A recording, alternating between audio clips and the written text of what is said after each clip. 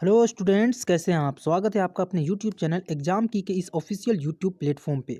आज हम लेकर के आए हैं क्लास 12th के हिस्ट्री के चैप्टर नंबर 4 विचारक विश्वास और इमारतें से मोस्ट इम्पोर्टेंट एमसीक्यूज लेकर के आए हैं। तो आइए देखते हैं फटाफट से वो क्या है।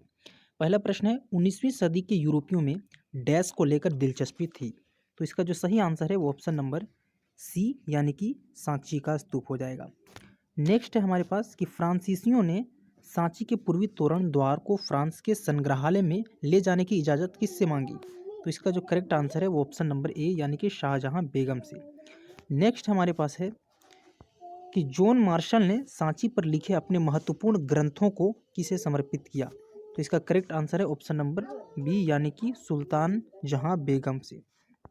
नेक्स्ट हम देखेंगे क्वेश्चन नंबर 4 हमारे पास है कि ईसा पूर्व प्रथम सहस्त्राब्दी बदी का काल विश्व इतिहास में एक महत्वपूर्ण मोड़ क्यों माना जाता है। तो इसका जो करेक्ट आंसर है वो ऑप्शन नंबर ई यानी कि सभी हो जाएगा। यानी कि ईरान में जरथुस्त्र, चीन में खुंगत्सी, यूनान में सुकरात, प्लेटो, अरस्तु और फिर भारत में जो है महावीर बुद्ध जैसे चिंतकों का उद्भव हुआ। नेक्स्ट हम देखेंगे क्वेश्चन नंबर 5 हमारे पास है कि ऋग्वेद का संकलन कब हुआ। तो ऋग्वेद का संकलन जो हुआ वो ऑप्शन नंबर सी यानी कि 1500 ईसा पूर्व से 1000 ईसा पूर्व में हुआ। नेक्स्ट हम देखेंगे कि ऋग्वेद में किन देवताओं का जिक्र है। तो इसमें ऋग्वेद में जो है अग्नि, इंद्र, सोम सभी का जिक्र है। Option number D will be right answer of this question. Next हम देखेंगे क्वेश्चन नंबर 7 हमारे पास क्या है। क्वेश्चन नंबर 7 हमारे पास है कि डैश में पाई गई विचारधारा से पता चलता है कि लोग जीवन का अर्थ मृत्यु के बाद जीवन की संभावना और पुनर्जन्म के बारे में जानने के लिए उत्सुक थे। तो इसका जो करेक्ट आंसर है वो ऑप्शन नंबर ए यानी कि वेद हो जाएगा।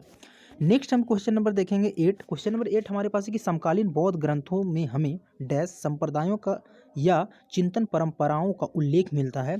तो ऑप्शन नंबर सी यानी कि 64 हो जाएगा। यानी समकालीन बौद्ध ग्रंथों से हमें 64 संप्रदायों या चिंतन परंपराओं का उल्लेख मिलता है। नेक्स्ट हमारे पास है क्वेश्चन नंबर 9 कि वेदों के प्रभुत्व पर सवाल किसने उठाया। तो वेदों के प्रभुत्व पर जो सवाल उठाया वो महावीर और बुद्ध दोनों है। ऑप्शन नंबर सी हो जाएगा। नेक्स्ट हम देखेंगे क्वेश्चन नंबर 10। क्वेश्चन नंबर 10 हमारे पास है कि त्रिपिटक का संबंध किस धर्म से है। तो इसका करेक्ट आंसर है ऑप्शन नंबर बी यानी कि बौद्ध धर्म से। नेक्स्ट हम देखेंगे क्वेश्चन नंबर 11। क्वेश्चन नंबर 11 हमारे पास है कि संघ या बौद्ध मठ में रहने वाले लोगों के लिए नियमों का संग्रह डैश में है। तो इसका जो करेक्ट आंसर है वो ऑप्शन नंबर ए यानी कि विनय पिटक हो जाएगा। नेक्स्ट हम देखेंगे क्वेश्चन नंबर 12। क्वेश्चन नंबर 12 है कि निम्नलिखित धर्मों में सबसे प्राचीन धर्म कौन सा है। ऑप्शन नंबर ए यानी कि सनातन धर्म हो जाएगा। नेक्स्ट हम देखेंगे क्वेश्चन नंबर 13। क्वेश्चन नंबर 13 है कि महावीर से पहले जैन धर्म में कितने शिक्षक थे यानी कि कितने तीर्थकर थे। तो इसका जो करेक्ट आंसर है वो ऑप्शन नंबर डी यानी कि 23 हो जाएगा। नेक्स्ट हमारे पास है क्वेश्चन नंबर 14। क्वेश्चन नंबर 14 है कि जैन धर्म के संस्थापक कौन थे। तो जैन धर्म का जो संस्थापक था वो क्या था, कौन था, स्वामी ऋषभ देव था। नेक्स्ट हम देखेंगे क्वेश्चन नंबर 15। क्वेश्चन नंबर 15 है कि सिद्धार्थ के बचपन का नाम क्या था। तो सिद्धार्थ के बचपन का नाम बुद्ध था। ठीक है। Next question number 16। Question number 16 है कि संत चरित्र के बारे में कौन सा कथन गलत है। तो संत चरित्र के बारे में जो है ऑप्शन नंबर डी जो कथन है वो गलत है कि सत्य चरित्र में जो है देवताओं की जीवनी है, ये गलत है। बाकी सबका सब सही है। तो हमें गलत पूछा गया, ऑप्शन नंबर डी होगा।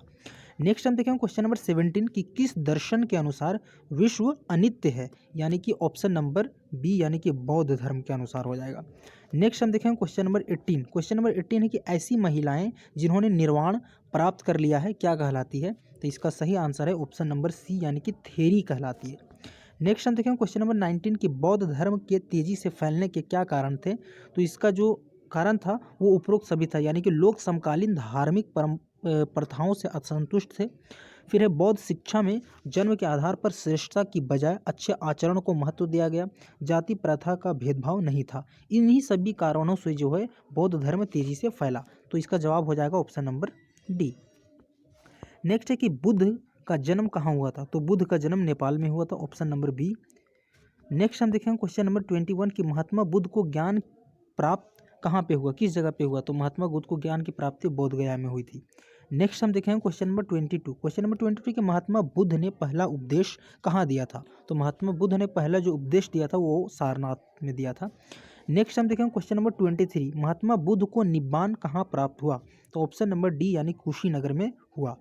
नेक्स्ट हम देखेंगे क्वेश्चन नंबर 24 की किस बौद्ध ग्रंथ के अनुसार अशोक ने बुद्ध के अवशेषों को हर महत्वपूर्ण हिस्से में बांटकर उनके ऊपर स्तूप बनाने का आदेश दिया। तो इसका जो सही आंसर है वो ऑप्शन नंबर ए यानी कि अशोकावादन हो जाएगा। नेक्स्ट हम देखेंगे क्वेश्चन नंबर 25। क्वेश्चन नंबर 25 है कि सबसे प्राचीन कृत्रिम गुफा अशोक के आदेश से किस संप्रदाय के लिए बनाई गई थी। तो इसका जो सही आंसर है वो ऑप्शन नंबर आजीवक संप्रदाय हो जाएगा, यानी कि ऑप्शन नंबर सी हो जाएगा। नेक्स्ट हमारे पास है कि कैलाशनाथ मंदिर किस राज्य में है। तो कैलाशनाथ मंदिर जो है वो महाराष्ट्र में है, ऑप्शन नंबर सी। नेक्स्ट हमारे पास है क्वेश्चन नंबर 27। क्वेश्चन नंबर 27 की वह परंपरा जिसमें विष्णु भगवान को सबसे महत्वपूर्ण देवता माना जाता है क्या कहलाती है। तो जिस परंपरा में विष्णु भगवान को महत्वपूर्ण देवता माना जाता है उसे हम वैष्णव कहते हैं, ऑप्शन नंबर ए हो जाएगा। नेक्स्ट हमारे पास है क्वेश्चन नंबर 28 की 10 अवतारों की कल्पना किसके अंतर्गत आती है। तो इसका जो सही आंसर है वो ऑप्शन नंबर ए यानी कि वैष्णव के अंदर। नेक्स्ट हम देखेंगे क्वेश्चन नंबर 29। बौद्ध साहित्य से अनभिज्ञ जेम्स फर्गुसन ने सांची को डैश और डैश पूजा का केंद्र माना। तो इसका जो सही आंसर है वो हो जाएगा ऑप्शन नंबर बी वृक्ष और सर्प हो जाएगा, यानी कि बौद्ध साहित्य से अनभिज्ञ जेम्स फर्गुसन ने सांची को वृक्ष और सर्प पूजा का केंद्र माना। नेक्स्ट हम देखेंगे क्वेश्चन नंबर 30। क्वेश्चन नंबर 30 है कि गुंटूर के कमिश्नर अमरावती के स्तूप से मूर्तियां और पत्थर कहाँ ले गए। तो इसका जो करेक्ट आंसर है वो ऑप्शन नंबर सी यानी कि मद्रास, वर्तमान का चेन्नई। नेक्स्ट हम देखेंगे क्वेश्चन नंबर 31। इस देश के प्राचीन कलाकृतियों की लूट होने देना मुझे आत्मघाती और असमर्थनीय नीति लगती है, यह कथन किसका है। तो यह कथन जो है वो H कॉल का है, ऑप्शन नंबर बी। नेक्स्ट हम देखेंगे क्वेश्चन नंबर 32। क्वेश्चन नंबर 32 है कि त्रिपिटक शब्द का शाब्दिक अर्थ है, ऑप्शन नंबर ए यानी कि 3 टोकरियां को त्रिपिटक कहा जाता है।